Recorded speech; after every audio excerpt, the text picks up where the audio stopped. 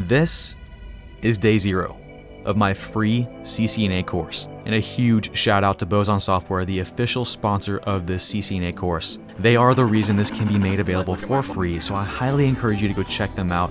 They have the absolute best CCNA, CCNP, labs, and practice exams.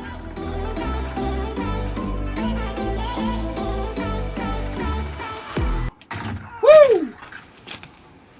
How did I do that?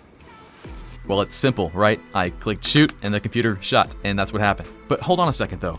I'm playing online, and the guy I shot isn't just in the game, he's actually playing a game somewhere far away from me.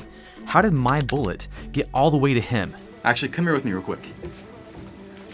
Come here. So, that bullet has to fly over this Ethernet cable all the way down here. Come on, let's go down here. It goes into my wall jack here. Come on, let's go. It goes into my IDF. To my network stuff here in my rack. Comes through my walls, to my switch, to my router and firewall, then to my modem. And where does that go? Come on, come on. Goes to my AT&T fiber box, and then to the internet. Okay, the internet. You probably saw that coming, right? Like, duh, Chuck, we play online on the internet when we play Call of Duty with other people. But what happens after that? When I fire that bullet, where else does it go?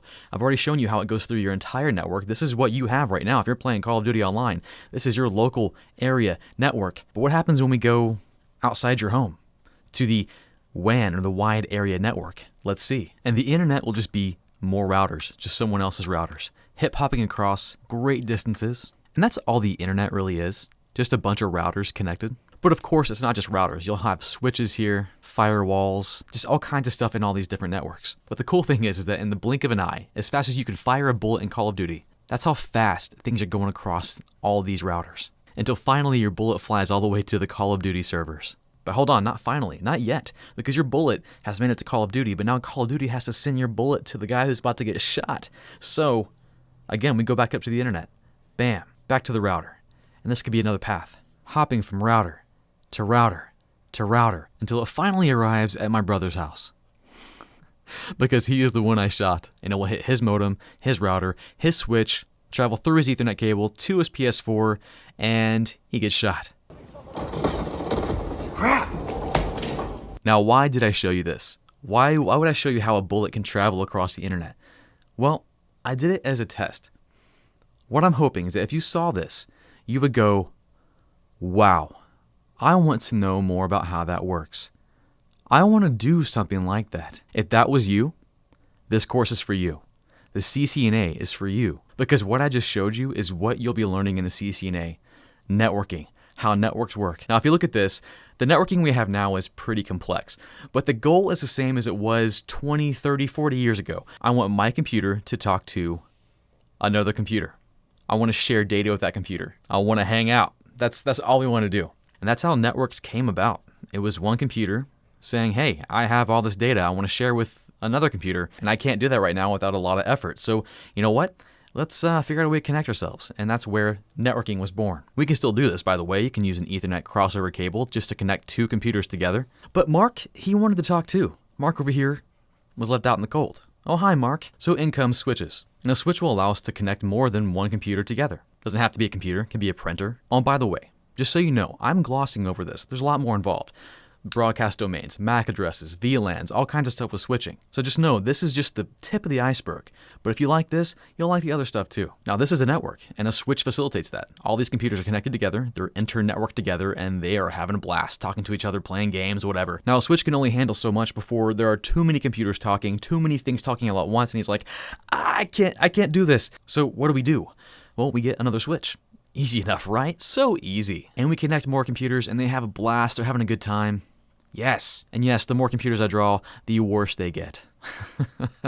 You probably can't even tell they're computers anymore. Oh, I should probably label my switches, right? Let's just call them switches, so you know what's going on. Now, what we have here is essentially two networks. Let's just call this Network 1 and Network 2. We got a problem, though. What if Bob over here wants to play a game with Mark, but they're not connected together? How do we solve that problem?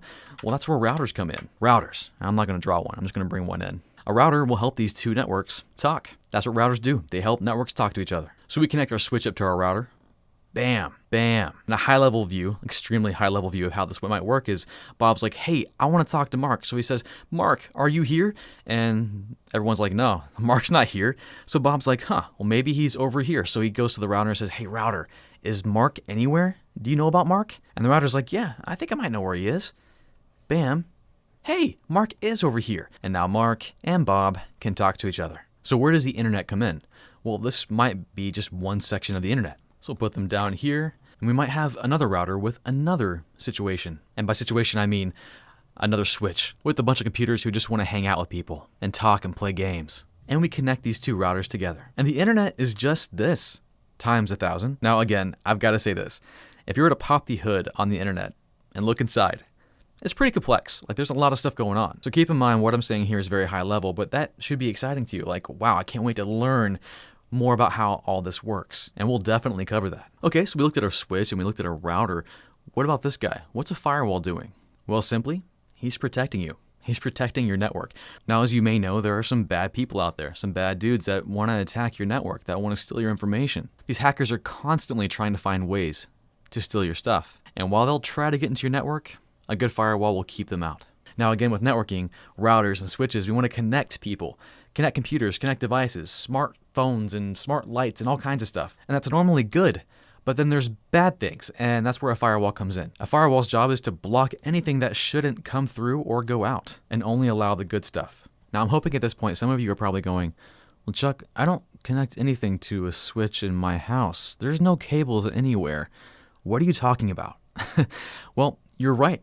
For the most part, most of the things we use in our networks have no cables. And that's why part of the CCNA, you'll learn about wireless. But where does it come in? Well, here's how you would do it. Let's take Cameron's network, for example. I know that he has what's called a wireless access point, often referred to as a WAP. And this device is designed to broadcast the network over airwaves. Airwaves that your phone can connect to. Now, again, many of you in your home networks probably have one device that has a access point, modem, firewall, router, and switch in one device, which is pretty amazing, which might cause you to wonder, well, why does Chuck and his brother have separate devices for all these functions? Well, first of all, we're geeks. Second, we do that because we are network engineers. And this is what you'll see when you walk into a company, because a company, they won't have one device that does all this. Companies will typically have a lot more people, a lot more things on their networks. So they'll need bigger switches, bigger firewalls, bigger routers, more access points. So they just need more, and they need more features. If you're curious about what I have in my home network and what my brother has, I've got links below. Now again, this will be a free CCNA course. CCNA being the Cisco Certified Network Associate. It is one of, and probably the main IT certification you'll want to get on your path to becoming a network engineer. What's a network engineer? Well, what I just showed you, the whole Call of Duty thing, the bullet floating through space and getting to my brother across the internet. A network engineer makes all that stuff work. They design things like that. They make sure those things stay up. That's their job. And the CCNA will begin to teach you about those technologies. Understand them, build them, how they work. And we looked at a few of those devices right now. Switches, routers, firewalls, wireless access points. We'll later look at network controllers and where servers come into play. I mean, we saw the Call of Duty server, right? But we'll look a bit deeper into, well, really what is a server and how does that affect our networks? So free, what are you getting? I gotta make sure you get your money's worth. So I will be doing one video a week, and this will be a complete course covering every topic in the CCNA. Now, a large reason I can do this for free is because of my sponsor, Boson Software. If you've watched me before, you know I talk about them a lot. They are by far the best labbing and practice exam software out there for CCNA and CCNP. No joke. And they have other stuff too, but CCNA, CCNP is what I've used them for, and they're fantastic. That being said, I will be using them as my lab demonstration, and I will be throwing up practice exam questions throughout these videos. Now, real quick, Boson is having a sale right now, 25% off. It's their summer sale. So if you want to get Boson, now's the time. I've got links below. Now, if you have questions, hey, this is my first video, just getting started, so I'll probably end up answering a lot of your questions. And you know, I've been talking about the CCNA for a very long time on my YouTube channel, so I probably have answered your question already if you look back through my videos. Otherwise, I'm here to help. Leave a comment below if you have any questions about this. It can be about, hey, how long is it going to take to study for the CCNA? Will it help me get a job? Is this even worth it? I mean, I've explored that. I have the CCNA. I got it to become a network engineer. It served me pretty well. Well, guys, that's all I got. I am stoked, like legit excited to start this course. I can honestly say the CCNA changed my life. I know it's changed many people's lives I've talked to. It's one of those certifications that when I put on my resume, it did open doors for me to become a network engineer. So anyways, get your coffee ready. There'll be lots of coffee in this course. We're going to study, we're going to lab, we're going to practice, and we're going to get certified. I'll catch you guys later.